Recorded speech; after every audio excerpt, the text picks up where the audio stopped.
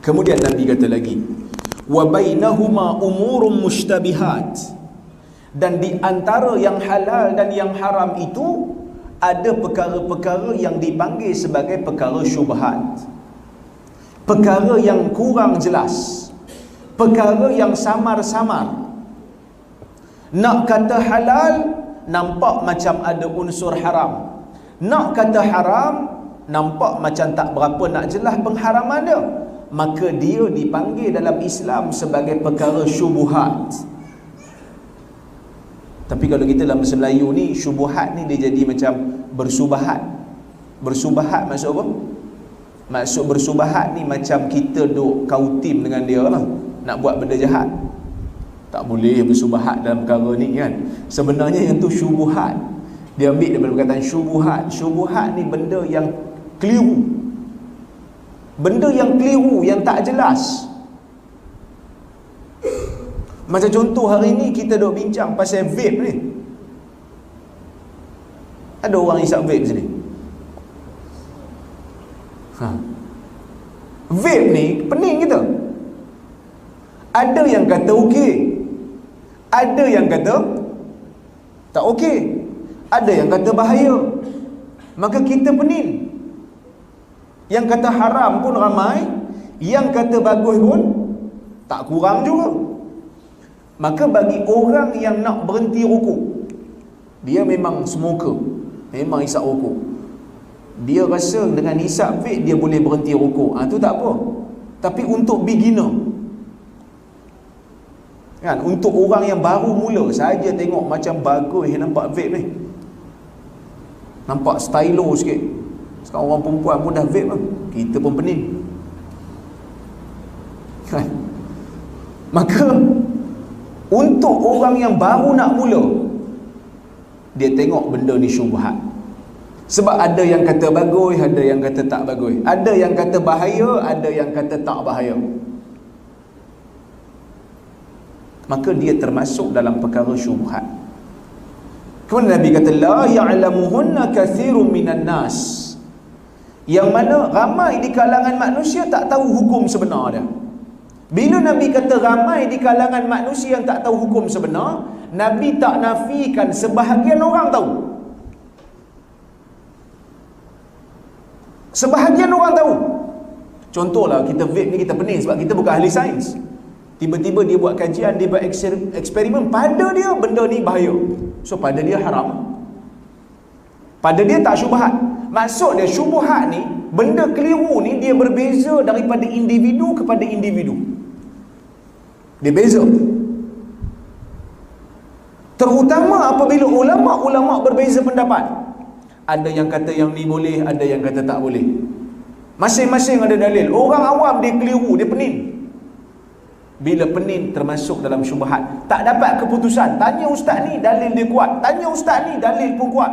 Beza pendapat, pening orang awam. Orang awam jadi pening. Ramai di kalangan manusia dalam beberapa isu tak tahu hukum, maka termasuk dalam perkara syubhat pada mereka. Bila termasuk dalam syubhat, Nabi kata la ya'lamuhunna kathirun minan nas, ramai di kalangan manusia yang tak tahu hukum. Tapi Nabi tak nafi sebahagian tahu. Ulama tahu. Kemudian Nabi kata, faman ittaqa syubuhat faqad istabra'a li dinihi wa 'irdihi.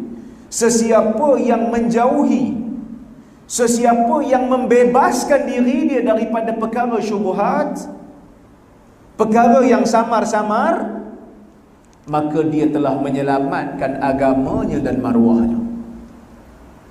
Maksud dia, Nabi tak kata wajib untuk tinggal benda syubhat ni, tapi Nabi galak untuk tinggal. Bagi orang yang keliru, dia tak boleh kata benda tu dilarang selagi mana tak datang dalil mengatakan haram. Selagi mana tak datang dalil yang jelas kata haram, dia tak boleh kata haram. Sebab haram ni hukum Tuhan dengan dalil yang jelas. So dia termasuk dalam perkara syubhat. Bila termasuk dalam perkara syubhat, perkara yang tak jelas, maka Nabi dia kata, faman ittaqa syubuhat, sesiapa yang berlepas diri daripada perkara ni, tak mau buat, Ulama beza pendapat. Vape tadi ni beza pendapat. Dia nak kata haram, dia nampak macam tak jelas. Walaupun orang lain mungkin jelas, tapi dia sendiri tak jelas. Dah baca-baca tak jelas. Maka Nabi kata, kalau kamu tinggalkan benda ni, maka kamu telah menyelamatkan agama kamu. Pertama sekali selamatkan agama. Sebab apa selamatkan agama? Kalau tak buat, confirm tak salah. Yang ni ulama keluar kaedah, al-khuruju minal khilaf mustahab. Keluar daripada khilaf ulama itu lebih disukai. Ulama beza pendapat, ada yang kata boleh, ada yang kata tak boleh. Ada yang kata boleh, ada yang kata tak boleh. Kita orang awam tengok dalil dia bercanggah-canggah, macam keliru sikit, maka kita jangan buat. Maka kita terselamat. Agama kita terselamat, tak terganggu. Contoh, orang bincang sekarang ni pasal tawassul. Tawassul dengan orang yang dah mati, boleh ke tak boleh? Tuan tahu tawassul? Biasa dengar kan tawassul. Kita nak doa pada Allah, kita sebut perantara orang saleh.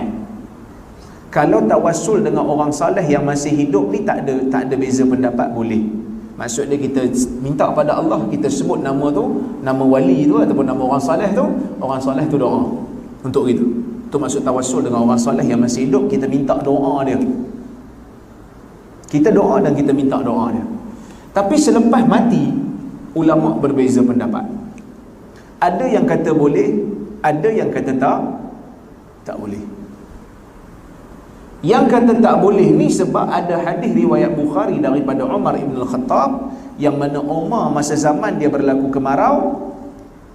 Umar dia kata, dulu kami bertawassul dengan Nabi kamu, sekarang Nabi dah tak ada, wahai Abbas, bangun doa untuk kami.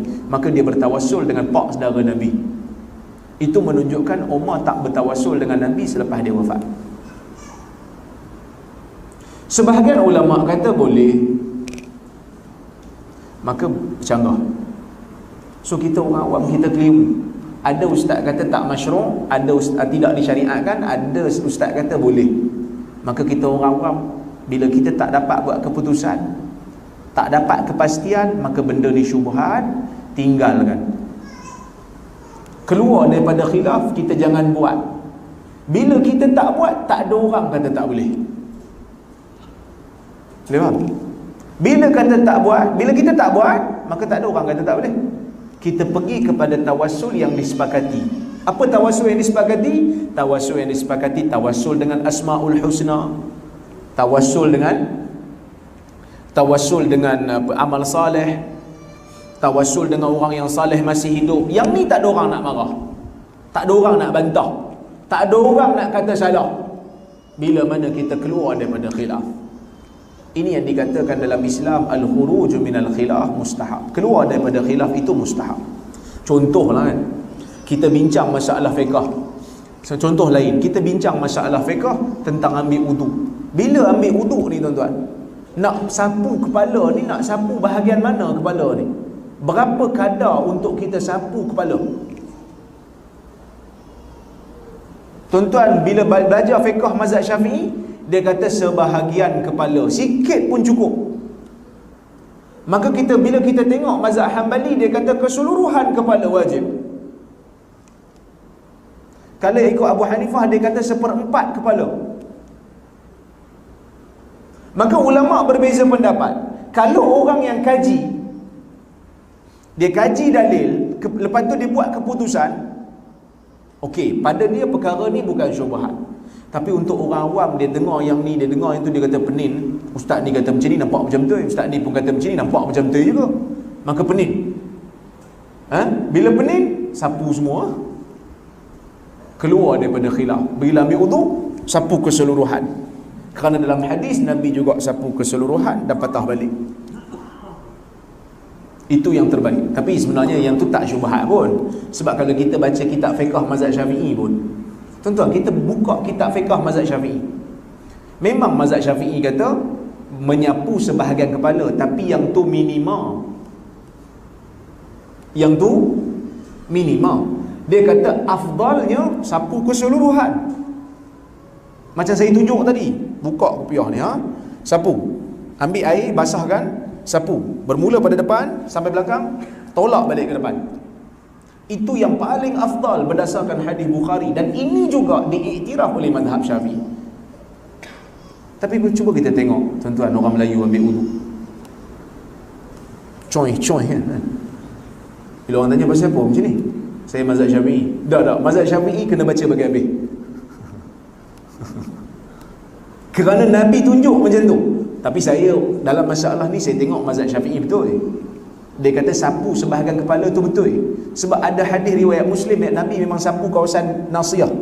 Nabi sapu kawasan depan kepala dia. Bila Nabi pakai serban, Nabi tolak sikit, Nabi sapu bahagian ni, kepada Nabi sempurnakan sapu atas serban. Maksudnya ada dalil yang menunjukkan mazhab Syafi'i ni betul. Tapi walaupun mazhab Syafi'i betul, dia tak kata yang tu paling afdal. Dia kata yang tu paling minimum, yang tu paling sikit. Yang Nabi tunjuk yang lebih baik, sapu semua. So lepas ni tuan-tuan, kita kena ubah. Kita kena ubah. Kerana mazhab Syafi'i, kita salah faham mazhab Syafi'i. Mazhab Syafi'i dia anjurkan kita sapu semua. Bila kita sapu semua, paling tidak kita keluar daripada khilaf. Kerana Hambali kata tak sah kalau sapu sebahagian. Walaupun pendapat Hambali ni macam, saya setuju dengan mazhab Syafi'i dalam masalah sapu kepala ni, kerana ada hadis yang menunjukkan demikian. Tapi paling tidak kita keluar daripada khilaf. Tak, bila kita sapu semua, ikut semua mazhab sah. Bila kita sapu keseluruhan kepala, tak ada mazhab kata tak sah. Clear tak? Ini bila mana dalil tak jelas. Bila dalil jelas, ustaz ni kata macam tu, apa dalilnya ustaz? Apa salahnya benda baik? Ustaz ni kata tak boleh. Apa dalil ustaz? Dalilnya Nabi larang. Ni dalil dia. So bila dalil kata tak boleh, jelas tak boleh, kita kena ikut tak boleh. Dan bila dalil jelas, contoh, ada orang dia solat belakang imam, lepas tu dia rasa macam dekat, dia rasa macam sakit perut, lepas tu dia rasa macam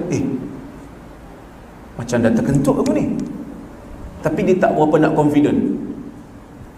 Dah kentut ke tak? Maka dia keliru. Keliru ni syubhat tak? Syubhat lah kan?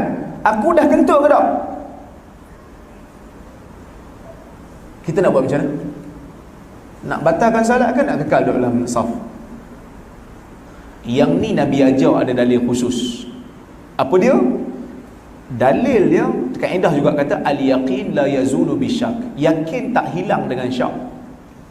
Kita yakin kita ada wudu, syak, kita syak ya, kita sangka ya macam dah terbatal, maka wudu kekal ada.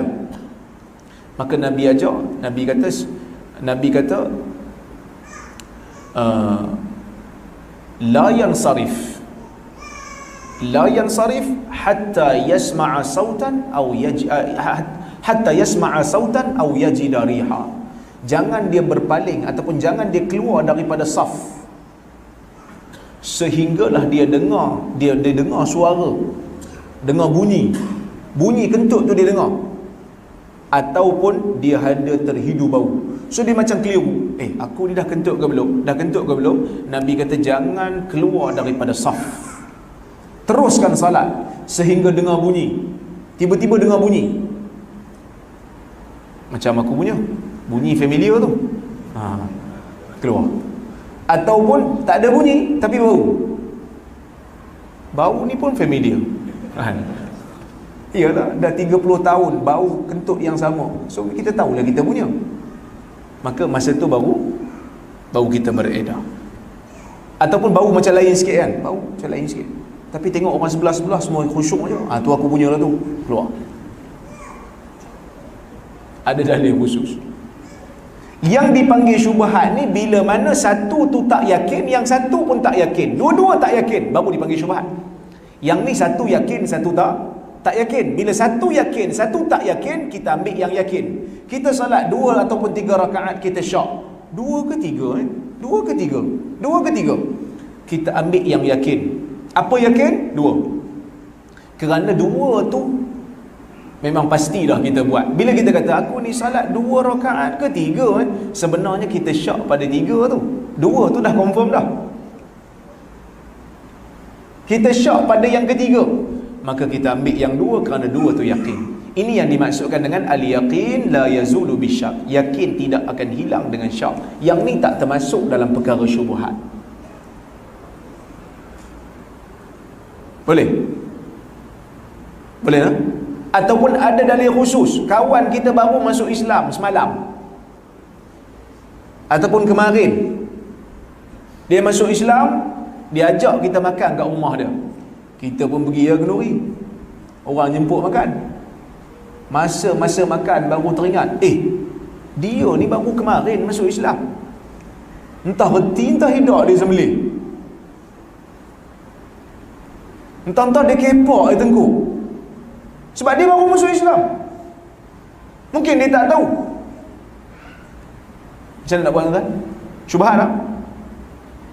Keliru tak? Ada hadis yang khusus, Nabi kata sammullaha antum alaihi fakulu. Sahabat dia dijemput makan dengan Nabi, sahabat tu baru masuk Islam, yang menjemput tu baru masuk Islam, bagi daging. Sahabat lain kata, ya Rasulullah, dia ni baru masuk Islam, entah dia sembelih entah tidak. Nabi kata baca bismillah makan. Jangan duk tanya, kita yakin dengan Islam dia. Selagi mana kita tak nampak dia kepak tengkuk, selagi tu kita boleh makan. Kalau kita datang kat rumah dia, dia baru nak